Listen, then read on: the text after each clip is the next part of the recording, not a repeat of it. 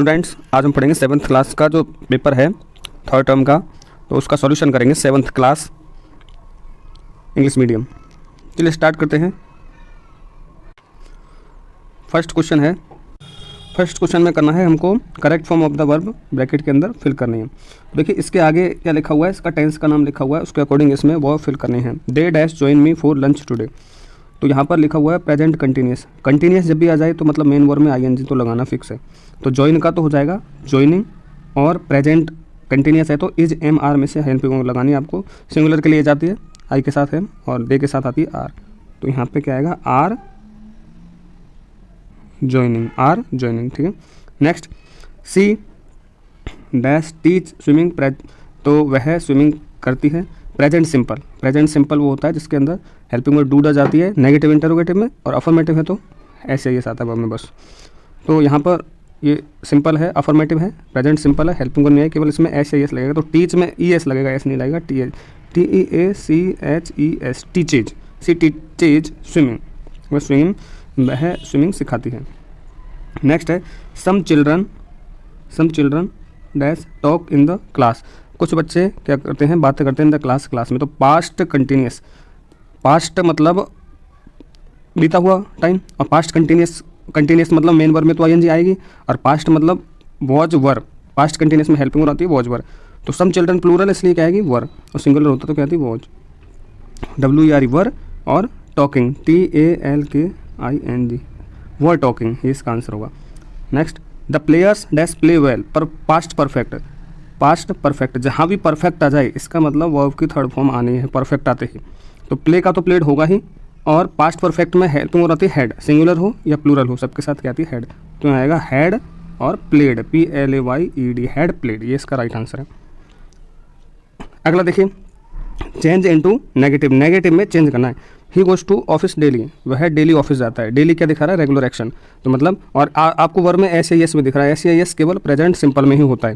तो इसका नेगेटिव बनाने के लिए डू डज यूज करेंगे हेल्पिंग वर्ब, तो ही के साथ सिंगुलर है तो डज, ही डज नॉट, और गोज का गो हो जाएगा क्योंकि डज में यस आ चुका है इसलिए गोज का go. He does not go to office, और उसके बाद लास्ट में लगा देना डेली, ये इसका आंसर होगा। नेक्स्ट देखिए आई टुक बाथ, मैंने स्नान किया एट 5 AM मतलब 5 बजे। तो टुक का ध्यान रखना है, ये टुक से ही आपको पता चला है कि ये कौन सी फॉर्म है सेकंड, और सेकंड फॉर्म केवल किस में आती है पास्ट सिंपल में।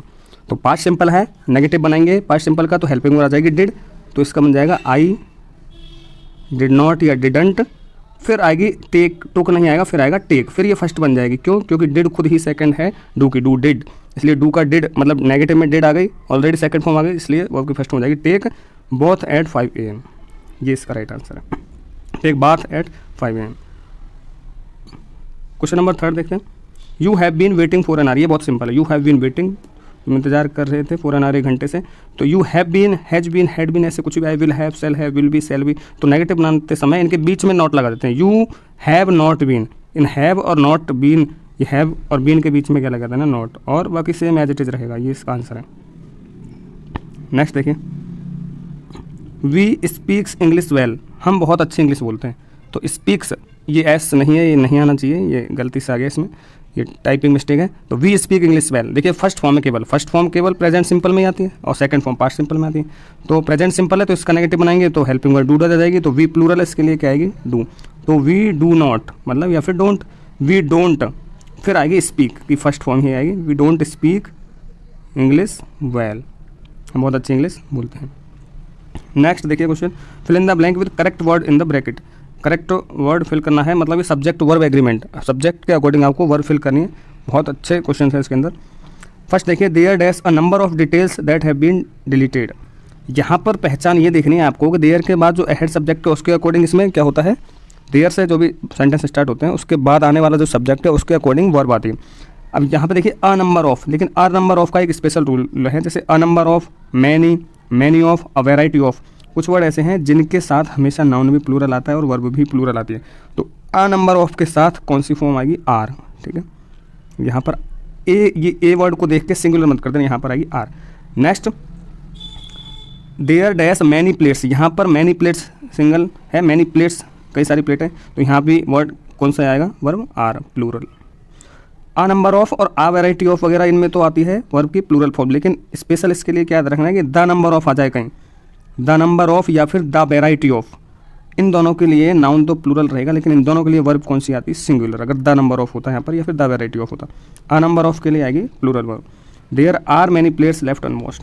नेक्स्ट देखिए, अ फ्लॉक ऑफ शीप, जब भी कलेक्टिव नाउन की बात आ जाए, flock of sheep, group of animals, herd, और जो बंच ऑफ कीज, जो भी जितने भी कलेक्टिव नाउन है, टीम, क्लास, इन सब के लिए हमेशा वर्ब की सिंगुलर फॉर्म आएगी, तो यहाँ पर आएगा इज।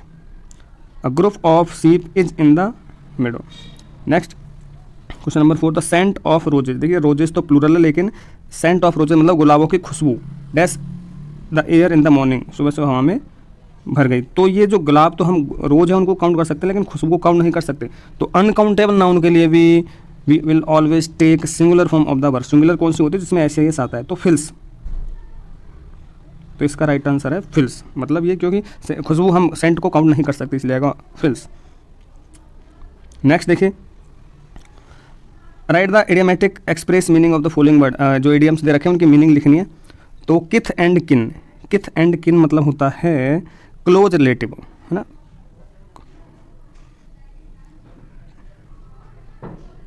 क्लोज रिलेटिव मतलब बहुत ज़्यादा नज़दीकी जो रिलेटिव्स होते हैं, हमारे रिश्तेदार होते हैं, उनको कहते हैं बहुत ज़्यादा रिश्तेदार नहीं, कोई बहुत ज़्यादा आपके क्लोज है, निकट फ्रेंड हो सकता है, कोई हो सकता है, तो वो से कहते हैं close relative, kith and kin idiomatic expression में। To make out, to make out का मतलब होता है टू फाइंड आउट, इस चीज़ को खोज लेना, फाइंड आउट। नेक्स्ट देखिए, out of order, out of order मतलब ऑर्डर के बाहर चलना, इसका मतलब कोई चीज़ ऑर्डर के बाहर चल रही है, अपना ऑर्डर फॉलो नहीं कर रही है, मतलब not in working condition, not in working condition, अपनी कंडीशन मतलब ऐसी कंडीशन में जो कार्य नहीं कर रही है। और टू ब्रेक द आइस मतलब आइस को ब्रेक करना, मतलब बिल्कुल कोई चीज़ आइस की तरह जमी हुई है उसको ब्रेक करना, मतलब चुप्पी तोड़ना, मतलब कि start a conversation with an unfamiliar person, या फिर to make to beginning conversation मतलब किसी कन्वर्सेशन या वार्तालाप को स्टार्ट करना। कोई लोग, दो लोग बहुत समय से चुपचाप बैठे हुए हैं, वो आपस में बात करना स्टार्ट कर देते हैं, तो टू ब्रेक द आइस मतलब उन्होंने कन्वर्सेशन स्टार्ट कर दिया, ये होता है इसका।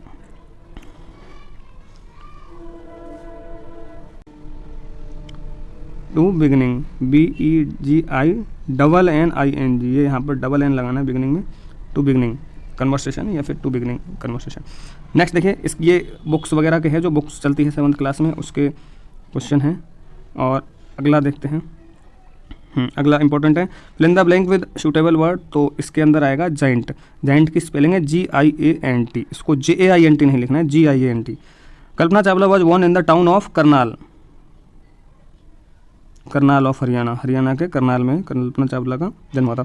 The doctor diagnosed acute dash in Ashok eyes, तो एलर्जी, ALLERGY एलर्जी।